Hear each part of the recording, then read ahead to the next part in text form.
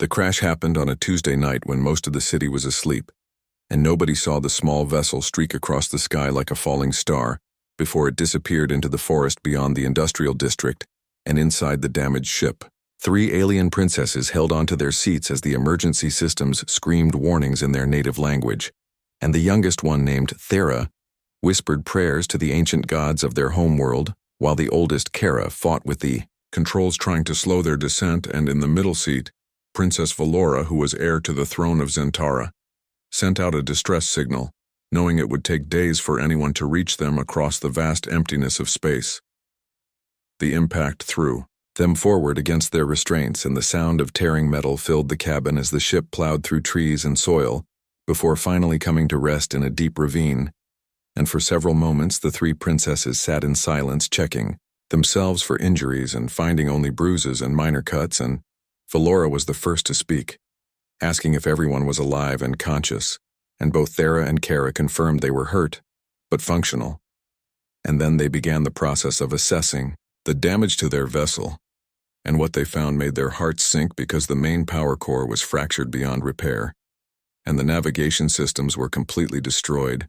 and their communication array had managed to send the distress signal before it too failed. Kara, who was trained as a pilot and engineer, examined every system carefully and delivered the bad news that they could not repair the ship with the materials available on this primitive planet, and even if they could find the right elements, they lacked the tools to work with them. And Valora asked how long until rescue would arrive, and Kara calculated based on their last known position and the speed of their fastest rescue vessels that it would take at least 6 to 8 days and possibly longer if the distress signal had been damaged during transmission. And Thera felt panic rising in her chest because they had never been stranded before, and certainly never on an alien world with no way to contact their people. The 3 princesses gathered what supplies they could salvage from the wreckage and found that they had very little, and their food synthesizer was broken, and they had only 2 days' worth of emergency rations and a water recycler that was functioning but barely, and they had no weapons except for small ceremonial blades they wore as part of their diplomatic attire, and Valora made the decision that they would have to venture out and explore this planet to find food and shelter while they waited for rescue, and Kara argued that it was too dangerous because they knew almost nothing about Earth except that it was home to a developing species that had not yet achieved interstellar travel, and Thera pointed out that they had no choice because staying in the crashed ship without food was certain death. They waited until darkness fell before leaving the ravine and moving through the forest, and they had studied enough about Earth during their approach to know that humans were primarily active during daylight hours, and they hoped to avoid contact until they understood more about this species. And the forest was thick and strange with plants and creatures they had never encountered, and every sound made them freeze and listen because they did not know what might be dangerous. And after walking for several hours, they reached the edge of the forest and saw the city spread out before them with its lights and buildings and roads filled with vehicles. For 3 days the princesses hid in the forest, surviving on berries and roots that their portable scanners identified as non-toxic, and they observed the humans from a distance, trying to understand their behavior and social structures. And Valora noticed that humans seemed to exist in a state of constant hurry, always moving from place to place, and rarely stopping to appreciate their surroundings. And Kara observed that they used primitive combustion engines for transportation and burned fossil fuels for energy, and seemed largely unaware of the damage this caused to their planet's atmosphere. And Thera watched the humans interact with each other and noted that they showed a wide range of emotions and seemed capable of both great kindness and terrible cruelty, often within the same individual. On the 4th day their emergency rations ran out and hunger became a serious problem, and the berries and roots were not enough to sustain them, and they grew weak, and their luminous skin began to dim, and Valora knew they would have to take a risk and venture closer to the human settlement to find more substantial food. And that night they moved carefully through the industrial district, staying in shadows and avoiding the few humans they encountered, and they searched through disposal containers behind restaurants hoping to find edible scraps. And what they found disgusted them, because humans threw away enormous amounts of perfectly good food, and it seemed wasteful and incomprehensible to the princesses whose culture valued efficiency and sustainability. They were trying to open a locked container behind a large building when they heard footsteps approaching, and all three princesses froze and pressed themselves against the wall, and a human male walked past talking into a small communication device and complaining about his work schedule, and he did not see them in the shadows. And after he passed, Kara whispered that they were taking too many risks and needed to find a safer way to obtain food. And Valora agreed, but pointed out that they were running out of options, and their strength was fading. And Thera suggested they observe the humans more carefully to understand how food was distributed in this society. That was when they discovered the alley and the woman who came every night with food, and the first time they saw her, she was alone and carrying bags that smelled of cooked meat and vegetables, and she walked with purpose straight to a spot near an old brick wall and placed containers on the ground, and then she stepped back and waited. And within minutes, several small animals emerged from hiding places and began to eat, and the woman watched them with a gentle expression on her face, and after the animals had eaten their fill, she collected the empty containers and walked away. The princesses looked at each other in confusion, and Valora wondered why a human would waste resources feeding animals that served no purpose, and Kara suggested perhaps the animals were pets or belonged to the woman. But Thera pointed out that the animals were clearly wild and afraid, and the woman made no attempt to touch them or claim ownership, and they watched this ritual repeat for 3 more nights, and each time the woman brought food and left it for the stray creatures. And each time she asked nothing in return, and slowly the princesses began to understand that they were witnessing something their xenology training had not prepared them for, which was kindness without expectation of reward.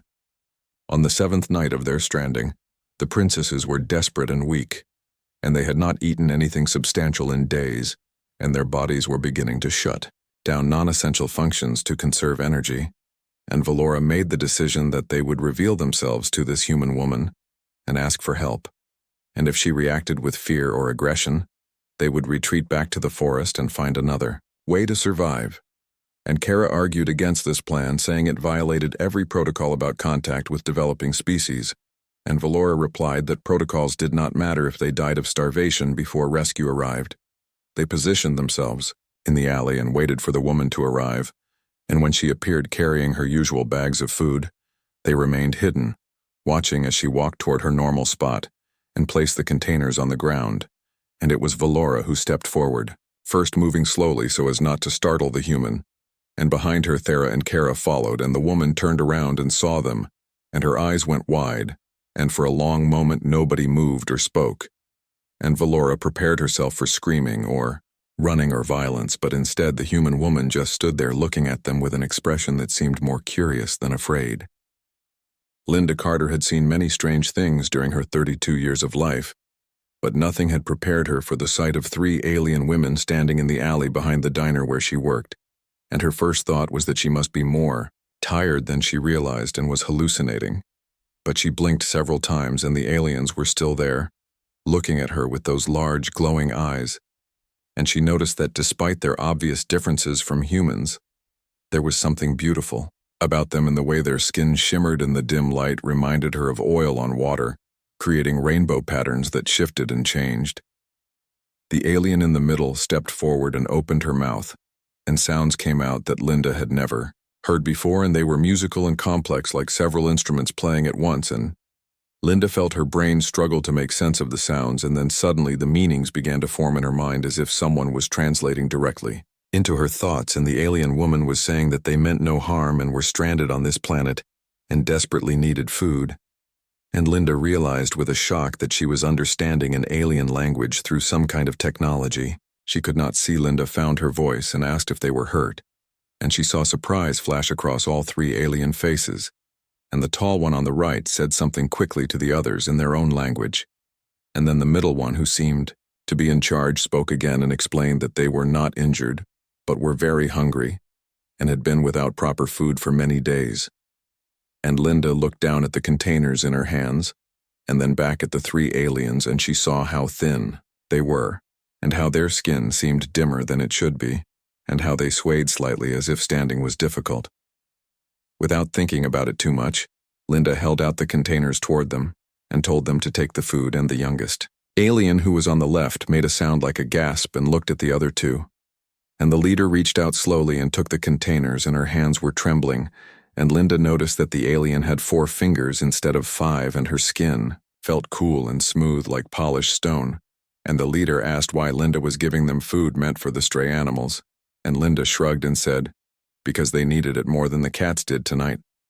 The three aliens stared at her, and Linda felt uncomfortable under their gaze, and she told them to wait here, and she would be right back, and before they could respond, she turned and jogged back to the diner, and her heart was pounding, because she had just met actual aliens, and this was the most incredible thing that had ever happened to her. And she went in through the back door and grabbed her own dinner from her locker, along with 3 bottles of water and some extra bread. And the night cook, whose name was Pete, looked at her and asked if she was okay because she looked flushed, and Linda just nodded and said she was fine, and rushed back out. When she returned to the alley, she was half afraid the aliens would be gone, and she would realize it was all a dream. But they were still there, and they had not opened the containers yet, and Linda handed them the water and her own meal, and told them to eat as much as they wanted, and the leader looked at her with those glowing eyes, and asked what Linda wanted in exchange. And Linda was confused by the question and said she did not want anything, and the alien tilted her head in a gesture that was almost human, and said that every species they had encountered operated on systems of trade and debt, and Linda must want something in return. Linda thought about this for a moment and then said if they really wanted to give her something, they could tell her about where they came from and what it was like out there among the stars, because she had always wondered if Earth was alone in the universe, and now she knew the answer, but she wanted to know more. And the 3 aliens looked at each other, and something passed between them. And the tall one said that Linda was remarkable, and they had visited many worlds, but had never met anyone quite like her. And Linda laughed and said she was just a waitress who fed stray cats, and there was nothing remarkable about that. The alien sat down right there in the alley and began to eat, and Linda had never seen anyone so grateful for simple diner food, and they ate slowly, savoring each bite. And between mouthfuls, the leader, whose name Linda learned was Valora, began to tell her story, and she explained that they were princesses from a star system called Zentara, which was so far away that light from their sun would take thousands of years to reach Earth. And they had been on a diplomatic mission to a nearby sector when their ship experienced a catastrophic failure and crashed in the forest outside the city. Valora explained that they had sent a distress signal, but rescue would take at least 6 days to arrive and possibly longer. And in the meantime, they had been hiding and trying to survive, and they had been watching Linda for several nights as she fed the stray animals, and they had been debating whether it was safe to approach her. And finally, their hunger had forced them to take the risk. And Linda asked if there were more aliens out there in space, and Valora smiled and said yes. There were thousands of intelligent species spread across the galaxy, and humanity was one of the youngest, and had not yet been contacted officially. The youngest princess, whose name sounded like Thera, asked Linda if she was afraid of them, and Linda considered the question seriously and said, honestly, she was more excited than afraid, because this was like something out of a science fiction movie, and she had so many questions. And Thera seemed pleased by this response and said that most species reacted with fear or aggression when meeting aliens for the first time, and humans were considered unpredictable and potentially dangerous, and that was one reason why official contact had not been made yet. And Linda asked when contact would happen, and the tall princess named Kara said probably not for several hundred years at the current pace of human development. Linda felt disappointed by this and said it seemed unfair that she would never get to see what was out there beyond Earth, and Valora looked at her thoughtfully and said that humans were fascinating because they possessed both great capacity for violence and great capacity for kindness, and the galaxy was watching to see which tendency would dominate as humanity matured. And Linda asked what they thought after meeting her, and Valora said that one human feeding stray animals did not represent the entire species, but it did give her hope that perhaps humanity was better than their reputation suggested. They talked for over an hour, and Linda learned that the Zentaran species was ancient and had been traveling the stars for millions of years, and their empire spanned dozens of solar systems, and they were known as mediators and diplomats who helped younger species avoid the mistakes that had destroyed countless civilizations throughout history. And Valora explained that she was being trained to take over as Empress one day, and this diplomatic mission was supposed to be a simple assignment, but instead had turned into a survival situation, and her parents back home must be worried sick. Linda asked if they had a safe place to stay, and Kara explained that they had found an abandoned warehouse in the industrial district where they could hide during the day.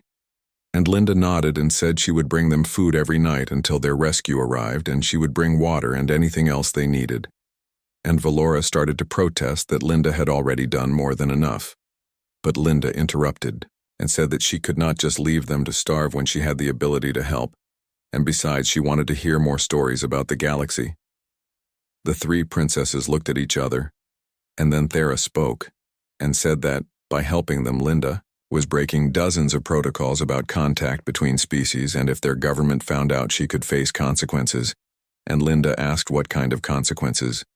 And Thera admitted that she did not know because it had never happened before. And most species either ran away from aliens or tried to capture them. And Linda was the first person in their experience to offer help without asking for anything. And Valora added that Linda's kindness was remarkable, but also complicated, because now they would have to report this contact and it might accelerate humanity's introduction to the galactic community. On the second night, Linda arrived at the alley with 2 large bags filled with food, and she had told Pete the cook that she was feeding a family that had fallen on hard times. And Pete, who had a soft heart despite his gruff exterior, had helped her pack extra portions of everything, and he even included some of the special desserts that the diner was famous for. And Linda felt guilty about lying, but she could not exactly tell him the truth about the alien princesses hiding in the warehouse. The 3 princesses were waiting for her when she arrived, and they looked healthier than they had the night before, and their skin was brighter, and Valora greeted her warmly and thanked her for coming back, and Linda noticed that the princesses had cleaned themselves somehow, and their strange clothing looked less dirty. And Thera explained that they had found a water source in the old warehouse, and had been able to wash, and Linda handed over the bags and watched as the 3 aliens opened them and exclaimed over the variety of food. While they ate, Linda asked questions about their homeworld, and Kara, who was the most talkative tonight, described a planet with 3 moons and vast oceans that glowed with bioluminescent creatures and cities made of crystal that caught the light of their purple sun and created rainbows that danced across the sky. And she said that their species had evolved in the oceans originally and still felt most comfortable near water. And Linda asked if they missed home, and all 3 princesses nodded, and Valora said that she missed her parents and her younger siblings, and the gardens where she used to walk in the evenings. Linda told them about her own life, and how she had grown up in this city, and never traveled very far from it, and how she had always dreamed of seeing more of the world but could never afford to,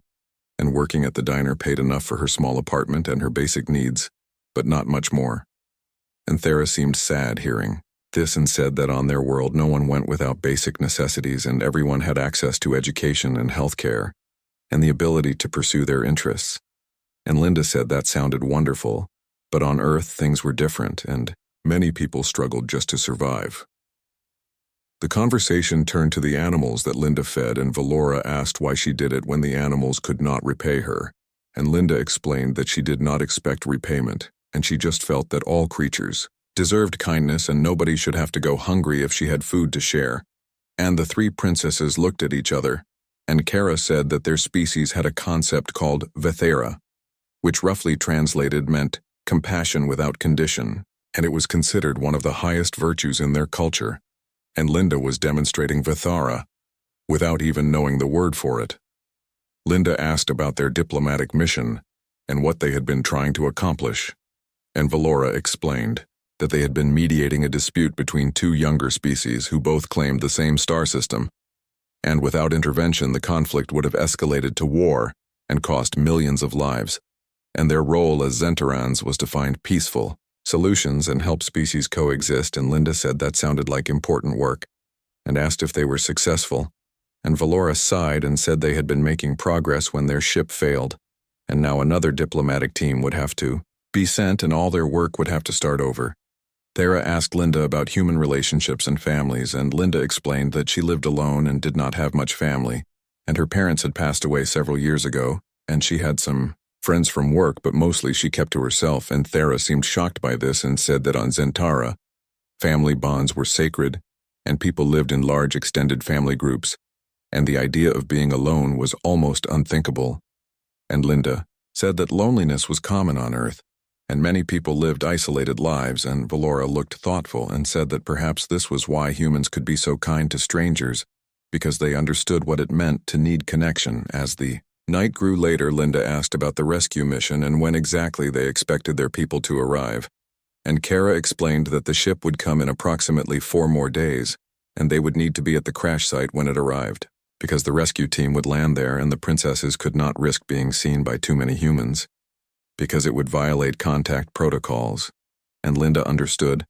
but felt sad that her new friends would be leaving soon, and she had just started learning about the universe beyond Earth. Linda asked what would happen after they left and if they would remember her, and Valora smiled and said that they would never forget her kindness, and that she had changed how they viewed humanity. And when they returned to Zentara, they would file a report recommending that Earth be moved up on the contact schedule,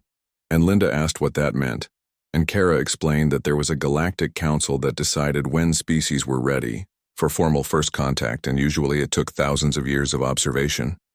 But Valora's recommendation as a crown princess would carry significant weight and could accelerate the process by centuries. The idea that her simple act of sharing food could affect humanity's future seemed impossible to Linda, but the princesses assured her it was true, and Thera said that first contact decisions were based partly on technological development, but mostly on evidence of moral and ethical advancement, and compassion, and the ability to cooperate. And Linda feeding stray animals every night demonstrated the kind of values the galactic community looked for, and Valora added that if one random human in one random city could show such kindness, then perhaps humanity as a whole was ready to join the larger community of intelligent species. Linda felt overwhelmed by this responsibility and said she was just one person, and not everyone on Earth was kind, and the princesses needed to understand that humans could be cruel and violent and selfish. And Kara nodded and said every species had individuals who were cruel and violent and selfish, and the question was whether the overall trajectory of the species was toward greater compassion or greater conflict. And Valora said that Zentaran observers had been watching Earth for thousands of years, and they had seen humanity make terrible mistakes, but also seen incredible acts of heroism and sacrifice, and the pattern suggested that humans were slowly moving toward a more enlightened state.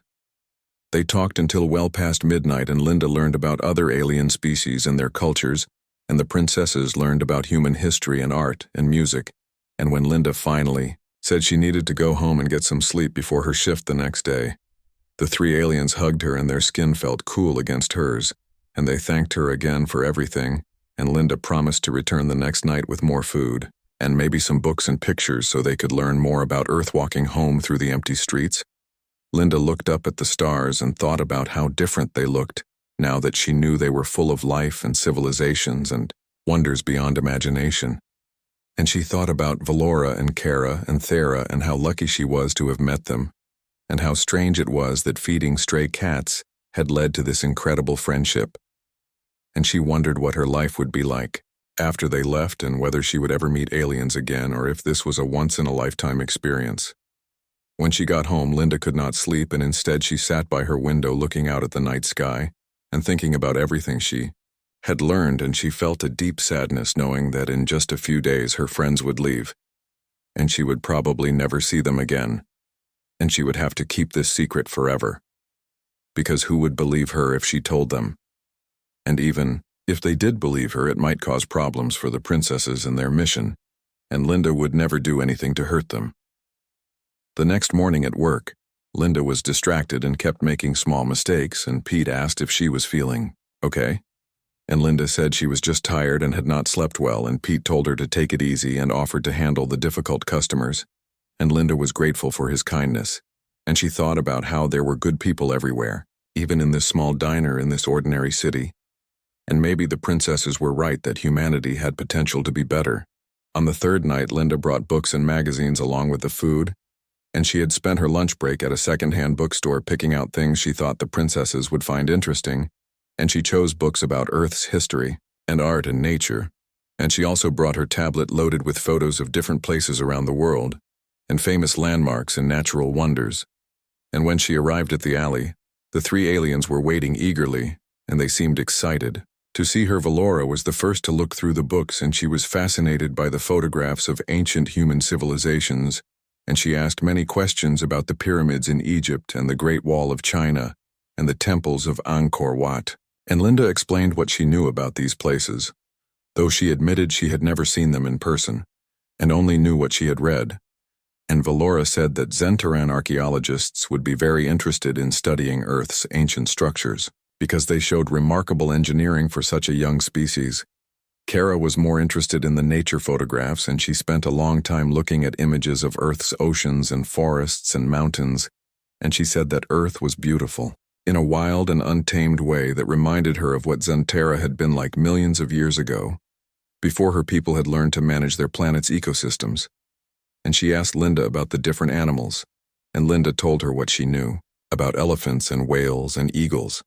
And Kara seemed sad when Linda explained that many of these species were endangered because of human activity. Thera looked at the magazines, which were mostly about human culture and entertainment, and she was fascinated by the images of people in different clothing styles, and she asked why humans wore so many different kinds of coverings. And Linda explained that clothing served both practical and social purposes, and fashion was a way for people to express themselves. And Thera said that on Zentara everyone wore similar garments made from living fabric that adapted to the wearer's needs, and the concept of fashion as personal expression was foreign to them. While the princesses explored the books and magazines, they ate the food Linda had brought, and tonight she had included some special treats that Pete had made, and the aliens especially loved the chocolate cake. And Thera said it was one of the most delicious things she had ever tasted, and Linda laughed and promised to bring more desserts, and Valora asked about chocolate, and Linda explained it came from a plant, and Valora was amazed that humans had discovered such a wonderful food from something that grew in the ground. The conversation turned to more serious topics, and Linda asked what would happen when the rescue ship arrived, and if the princesses would get in trouble for making contact with a human, and Valora admitted that there would be consequences. But she believed they were worth it, and her mother, the Empress, would understand that they had no choice, and besides, Linda had proven herself trustworthy and had asked for nothing except knowledge. And Kara added that the Galactic Council would review the situation and decide if any rules had been broken. And Thera said she was not worried because they had not shared any dangerous technology or information that could harm humanity. Linda asked what kind of dangerous technology they meant, and Kara explained that there were strict rules about sharing certain types of knowledge with developing species, because if humans gained access to advanced weapons or power sources before they were emotionally and socially ready, it could lead to catastrophic results, and history was full of examples of species that destroyed themselves after premature technological advancement. And Valora said the key was to let each species develop naturally and only provide guidance when they were ready to handle it responsibly. This led to a discussion about what would happen after first contact and how it would change Earth, and the three princesses had different opinions about this, and Valora believed that humans would adapt quickly and, within a generation, would be participating in galactic trade and diplomacy. And Kara was more cautious and thought the cultural shock might be too great and could cause social upheaval, and Thera was optimistic and said humans seemed resilient and curious, and those traits would serve them well in the larger universe. Linda asked if they knew when first contact might happen, and Valora said that before meeting Linda she would have guessed it would be at least 200 years, but now she planned to recommend moving it up significantly, and perhaps within 50 years or even sooner. And Linda felt a mixture of excitement and sadness, because 50 years seemed like a long time, but she might still be alive to see it. And she asked what first contact would look like, and Kara explained it would probably start with a simple broadcast message to all of humanity, announcing the existence of alien life and offering friendship and cooperation. The idea of the entire world learning about aliens at once seemed overwhelming to Linda, and she asked if people would panic or react badly, and Thera said that Zentaran psychologists had studied human media and entertainment and noticed that humans seemed fascinated by the idea of alien life and had created countless stories about it, and this suggested a general openness to the concept. And Valora added that the actual first contact would be carefully planned and would involve human leaders and scientists who would be prepared in advance and would help their people understand and accept the new reality. Linda shared her concerns about how divided humanity was and how different nations and groups often could not agree on anything, and she worried that some people might react with hostility or try to use alien contact for their own political purposes. And the princesses listened seriously, and Valora acknowledged that these were valid concerns and said the Galactic Council was aware of Earth's divisions and conflicts, and that was one reason why contact had been delayed, and they wanted to wait until humanity showed more signs of global cooperation and unity.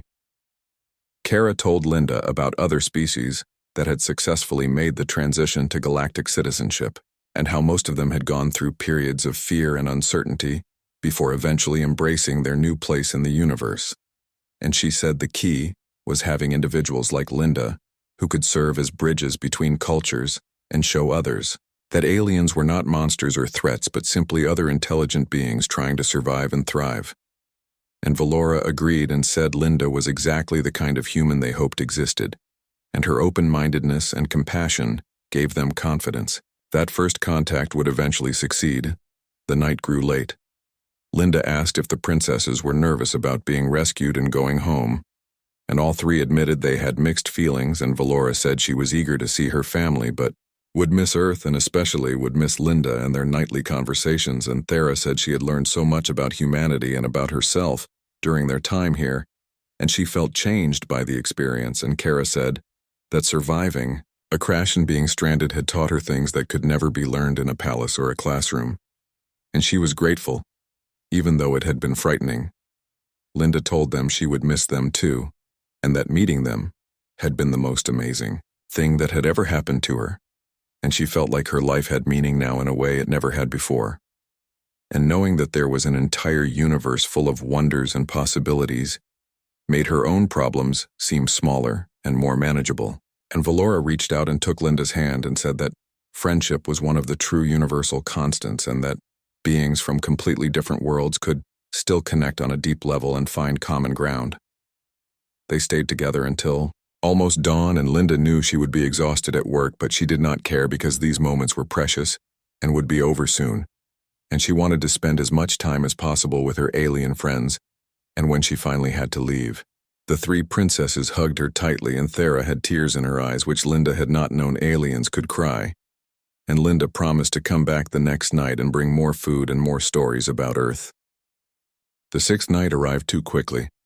and Linda walked to the alley with a heavy heart, knowing that tomorrow the rescue ship would come and her friends would leave forever. And she had packed extra special food tonight and even bought flowers from a street vendor because she wanted their last evening together to be memorable. And when she reached the alley, the three princesses were already there, and they looked sad too, and Valora hugged her immediately, and Linda felt the coolness of her alien skin and breathed in her strange sweet scent that reminded her of ozone after a thunderstorm. They sat together in their usual spot and shared the meal, but nobody had much appetite and the food sat mostly untouched, and finally Thera broke the silence and said that she wished they could stay longer and get to know Linda better. And Linda agreed but said she understood they had to go home and their families must be worried sick. And Kara said that time moved differently when you were stranded and afraid, and these 6 days had felt like months, and she had grown more in this short time than in years of formal education back home. Valora told Linda that she had been composing her report to the Galactic Council in her mind, and she planned to describe Linda's kindness in detail and argue that humanity deserved a chance to join the galactic community much sooner than planned, and she would use her influence as Crown Princess to push for accelerated contact. And Linda asked what would happen if the council disagreed, and Valora smiled and said that her mother, the Empress, had final authority and would listen to her daughter's recommendation. And besides, the evidence was compelling that humans had the capacity for great compassion. Linda asked if there was any way they could stay in touch after the rescue, and Kara explained that direct communication between Zentara and Earth was not possible with current human technology, and the distance was too vast for any signal to travel in a reasonable time, and even their faster-than-light communications would take weeks to reach Earth. And Linda felt disappointed but understood, and Thera said that perhaps someday, when humans joined the galactic community, they would meet again, and that thought gave Linda some comfort. The conversation turned to memories of their time together, and the princesses reminisced about their first night when they had been so hungry and desperate, and Linda had appeared like an answer to their prayers, and Valora said she would never forget the look on Linda's face when she turned around and saw 3 aliens standing in the alley, and how instead of screaming or running, Linda had simply asked if they were hurt, and that moment had changed everything.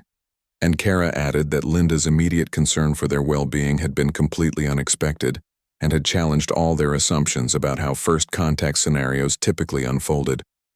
Linda shared her own memories and talked about how terrified she had been that first night, but also how excited. And she said that learning about Zentara and the other alien species had expanded her understanding of the universe and made her feel connected to something larger than herself. And she thanked them for trusting her and for sharing their stories and their culture. And Thera said that the thanks should go to Linda, because she had saved their lives and asked for nothing in return,